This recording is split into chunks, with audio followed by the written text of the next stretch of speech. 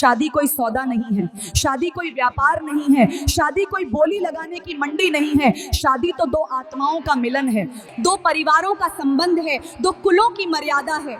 लेकिन अफसोस, आज शादी को रेट लिस्ट से जोड़ा जा रहा है। इंजीनियर 20 लाख, डॉक्टर 50 लाख, सरकारी नौकरी, कार और 20 लाख कैश। और याद रखना, जो दहेज लेता है वो केवल पैसे नहीं लेता, वो लड़की का आत्मसम्मान भी गिरवी रखता है।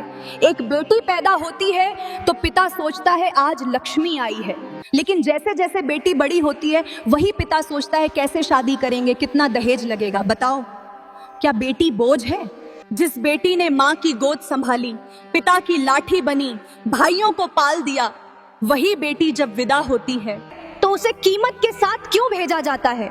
जो दहेज लेता है वो समझ ले, तुमने एक बेटी का बचपन छीना, तुमने उसके सपने बेचे, तुमने उसके माता पिता को कर्ज में डुबोया। और कई बार दहेज की आग में बेटियां जला दी जाती हैं। अखबार खोलो, दहेज के लिए बहू की हत्या, दहेज के लिए प्रताड़ना, दहेज के लिए आत्महत्या। ये खबरें नहीं हैं, ये समाज का काला चेहरा है।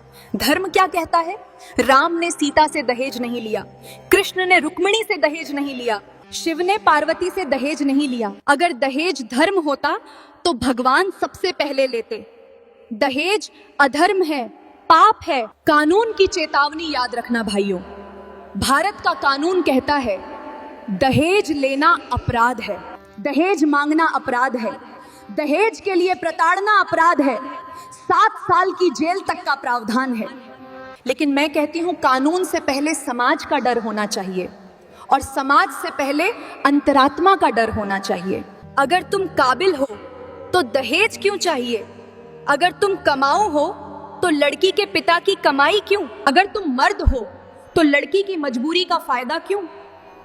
जो दहेज मांगता है वो मर्द नहीं होता, वो लालची भिखारी होता है। बेटियों के माँ बाप से हाथ जोड़कर निवेदन है, कर्ज लेकर दहेज मत दो, दिखावे में बेटी की जिंदगी मत जला दो। याद रखना, दहेज देकर बेटी को नहीं बचाया जाता, दहेज ना देकर बेटी को बचाया जाता है।